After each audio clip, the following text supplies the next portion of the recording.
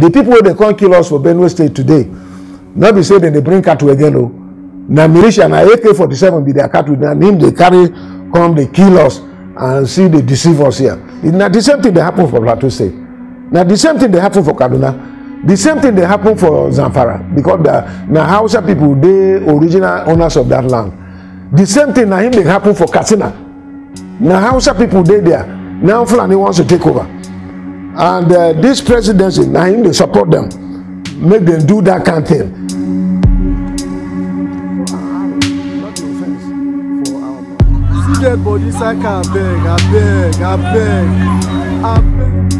My brother, I tell you, say the thing where Nigeria don't get into, I think it's even worse than Afghanistan. As far as me, I can talk now. The thing where they happen here, we never believe that will come happen in Nigeria. Today, with the Siam, they happen. Government, as we take oath for office, is to provide for security of lives and property.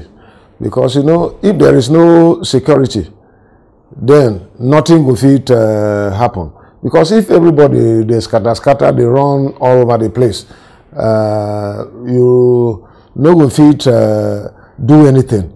Whether you be farmer, whether you dey for civil service, whether you dey do private business, you no will fit sabi do anything if there is no security. Because if, as they talk, bandits go come kill you, come kill your people, come kill your community, you no go fit concentrate, say you dey do anything wey God give you, they do for this life. So it is the problem don't be very big. The thing where they happen, the thing they say, before we they hear say this thing they happen in Afghanistan, it they happen for what do you call it in other countries where we get terrorists. The thing don't enter here. I don't enter. And it be like say the government where they on top, they also be part of the thing where they happen to us because they know they talk. And I keep saying, look, if government show say it get power to stop Igboho and stop Nnamdi Kanu, why government no get power to stop bandits where they say they kill us here? And then they call them say unknown government. But me from Benue State, I know now Fulani people they come kill us. And our current leaders where they for Aso Rock for presidency, they get hand into it. In fact, not be me talk am. Even the Fulani bandits, they know they like me, they call them, say they be Fulani, they should just be calling them bandits. But they are Fulani people, and they don't come and go and talk, say, look, now this government bring them in 2015, say make them come help them do election. After election, they don't abandon them. So then they look for money where they go chop and continue with their life. So the thing not be saying that the thing where anybody go hide, say he know they see. They are part of it. This government never come out to deny, say, na lie. We no do that kind of a thing. So the problem be say, now this government bring the people, and the people don't accuse them, and they don't begin say anything to counter the thing where these people don't talk. So we get problem for Nigeria, and as long as our people keep quiet, I tell you, say, na problem we dey get. One day, they say this unknown government will be Fulani bandits. They go come take over villa.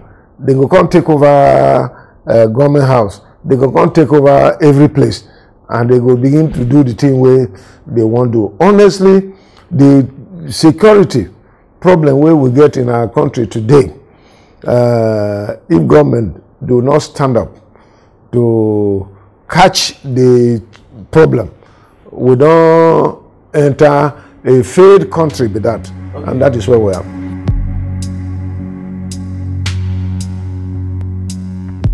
No.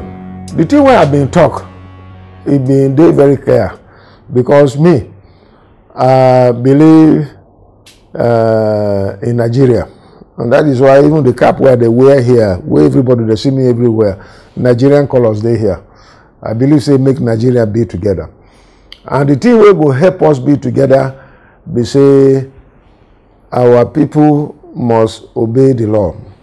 We must have respect for our constitution, because that is the only thing that can bind us. And for me as governor, I took oath of office, and now the thing where they guide me be that. So even when I say they should defend themselves, what I meant and what I have told them and what then they do as I talk to you now is to ensure that they use the weapon way Constitution don't allow us to do. For instance, nobody stop you from making the carry cutlass they walk about. If anything happen, you know how to do. Nobody stop you from using spear. If anybody attack you, you go fit also defend yourself. Nobody stop you from using the thing what they call dengon. Dengon is a weapon, but you can use it. But as far as I'm concerned, we're using the conventional security. But the problem is say they know they enough. Then they try, but the problem, they know plenty. Reach how they go handle the problem we will get for this state and all that. So I say make them get bow and arrow, not be offense for our constitution. But AK-47, AK-49 and machine gun and all those ones are things. But the thing where they ask, they say iPod, they were using pump action. They go catch them. Those one too, government no say make them do them, but they go catch them. But why is the thing they say Fulani men they use AK-47, they use AK-49, they use machine gun, they use explosives, and they no fit catch them. Then see allow them. Then they go kidnap our children. Then they go kidnap our people. Then they go do all kind of atrocity. But they leave them. I don't talk to Mr. President say make he declare these people as he did to iPod. Say they be terrorists. The man no great do. So this is the problem, and this is why we are saying the country no dey equal as e supposed to be, because even the president, the same oath of office wey me I take, president too, he carry the same oath of office, say he go defend all Nigerian people. But the thing wey president dey do now, he dey defend only Fulani people. You know they defend Igbo, no Yoruba, no Tima, no Idoma, no Igede. They are just killing us. As I talk to you, they continue to kill us.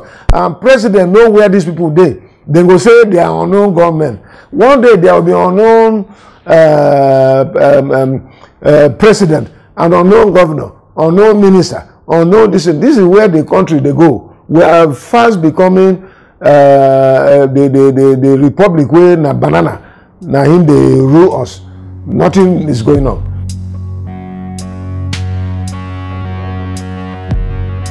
Na me talk am first. Na me talk am first. You know hear Obasanjo. You know hear am. Even Sultan of Sokoto will be Fulani man. He say, look, every 7 or 8 so-called bandits where they call, the people they carry gun go kill people and kidnap people. He says 7 or 8 of them na Fulani people. Na me talk am first. You know hear the thing where Commodore Kunle say some few days ago. Now, not be me first talk am now. That is what is happening. This president and Fulani people don't talk, say, look, they want they won't carry this country, make it become their own. Make them call and say, they Fulani too. Now then get Nigeria. Which proof you want men to prove again now? When Mr. President know they talk about why you know make Fulani ban Fulani people, or brand them, say they be terrorists, but he can brand iPod, say they be terrorists. He can stop Igboho from the southwest. Why he not do the same thing where they do? Now my evidence be that the president is part of the thing. They do the thing. He sabi the thing. Why president they only give appointment to Fulani people? T people no go education, no get qualification. Other people no get this thing. Hausa people, some people will be prominent Hausa. They don't tell me, say, look, my brother, this is way to do. You're fighting for us too, because in 1800, these people came and they come carry our country. Now we don't become slaves. So and whatever they do, there's nothing there like Hausa Fulani in Nigeria, because they don't carry or we don't become their slaves. Now they talk like that. So president is ability way they do.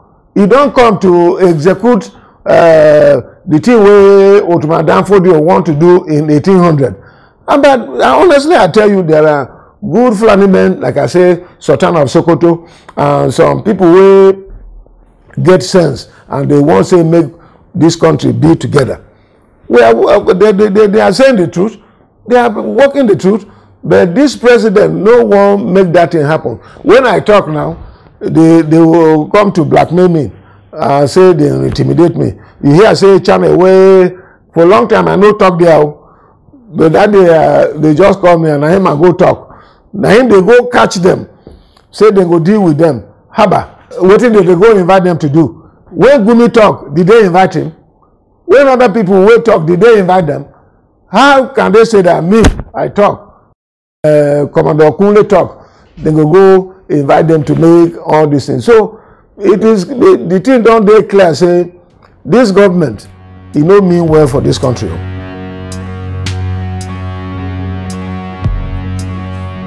Which concrete evidence you want again now? I don't tell you, go and check federal character. The appointment where this president they give. Okay. Not be more than 70% will be Fulani people. And those people where they talk say they be their slaves. If you accept to be their slave, even me, if I accept that I will be their slave, they will give me appointment. They give my people appointment.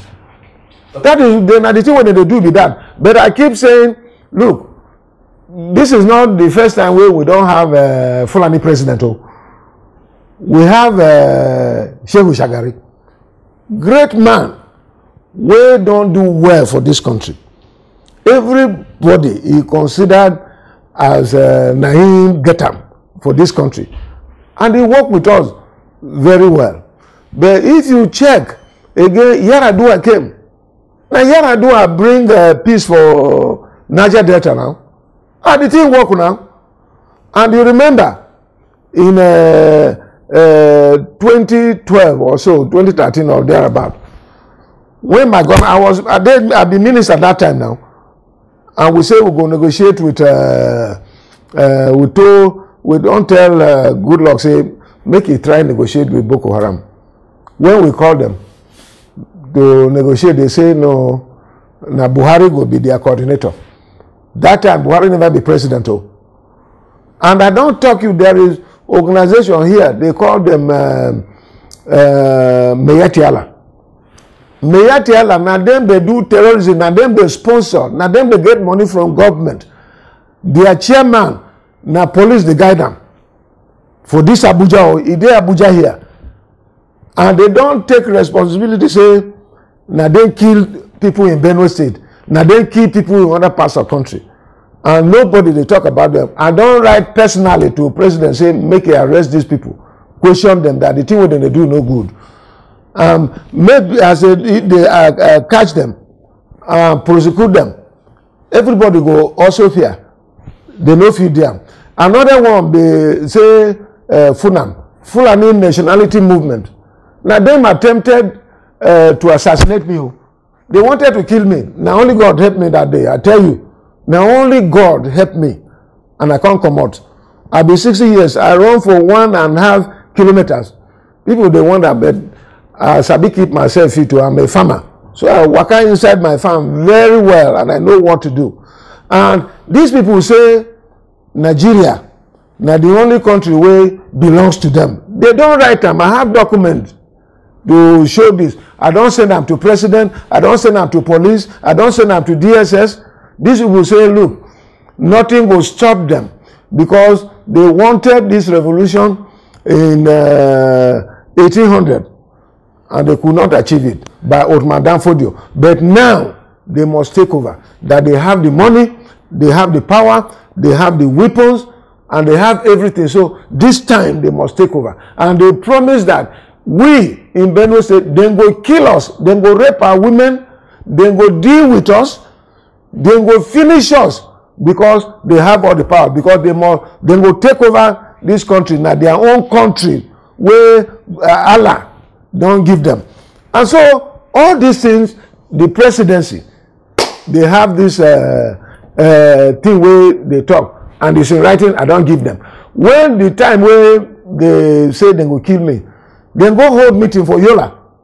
14 countries, Fulani people came together and said that Otom is the only one disturbing them, so they must kill him.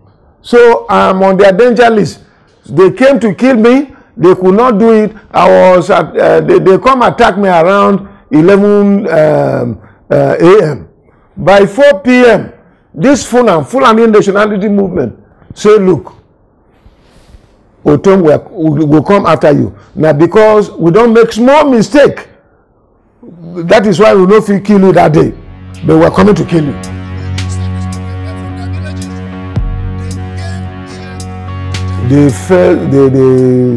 The press handler or Mr. President, the man I lie they talk now. I think that him they forgive him name saying Alai Mohammed. Make it a lie, waka anyhow. Because the thing they say everything where he talk there, he no get ground. He barefooted. It has no nothing to hold. Say you go say you don't get substance. That man say I don't come out for waka come out from one party and enter another one and enter another one. But how about the president himself? President, I know him. He enter AMPP. President come out there, go join another party, CPC. He go join another party and then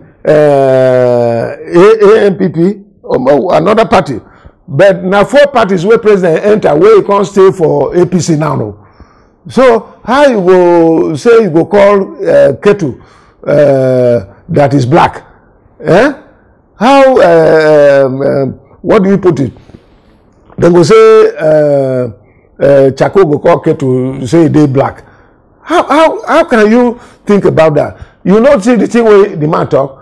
He say Ebonyi they don't give him 6 billion. The governor there don't deny say he don't get any 6 billion. So that man, I suspect say he dey on something where we no sabi. That is why they talk anyhow. Because the man don't get anything to talk about what I said. I say make them come address the thing where I talk for channel television. They know if you talk them. Now to go look for all those excuses they talk anyhow.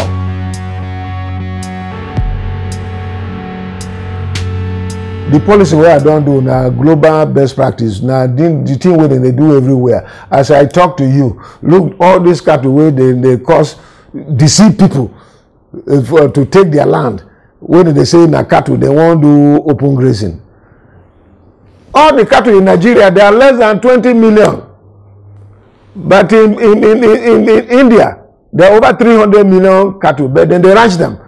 In Brazil over 260 million. They do ranching. In America, over 100 million, then they ranch them. In, what do you call it, in Argentina, over 100 million. In China, over 100 million. Then they ranch the thing, and no problem.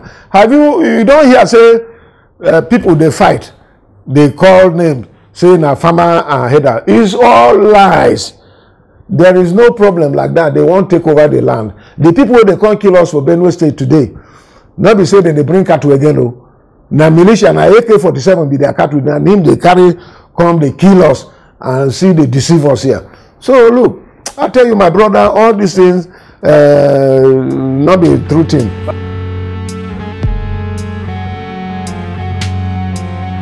Make a federal government make it stop this fulanization agenda. It's not the same thing that happened for Plateau State. Now the same thing that happened for Kaduna. The same thing that happened for Zamfara, because the Hausa people, they original owners of that land. The same thing that happened for Katsina. Now Hausa people, they there. Now Fulani wants to take over. And this presidency, now they support them, make them do that kind of thing. Because I think he don't enter into agreement with them, say, as he become president, he go help them, make them achieve the thing. Because everywhere, go to Ghana now, Central African Republic, and other parts of Africa, they don't drive Fulani come out, so they say they must take over Nigeria. So it's the same thing. The thing where Fulani nationality movement don't talk, and they therefore press, say they will take over this country, now him they do them, and by force, they go do them. Now the thing where some of us say, we not going to agree with that, and that is where we did. Plateau story must be told, and we must tell our story. The thing they say, you know, I know that if you talk about my counterpart, because we don't get our different thing where they happen for our state. So I know if you go talk about Plateau, I can talk about Benue. I go talk about Benue, but Plateau, because himself, now the people can't give a mandate now. Me, they give me for Benue. Me, I no agree. So now him know the thing where he go do. But when the thing happen, when they say they keep people there, I will call them sympathize with him, say, make this canteen. And my prayer there with them, make this canteen no continue again. And the way the thing they happen there, now from the thing where Fulani they do, now they don't want turn the thing to be religion. And religion thing, when it begin happen, nobody is safe, and the thing no will finish quick, as the case may be. So what I go talk about my brother and colleague in Plateau is that I will continue, make they pray for them, make God help, make them resolve that matter.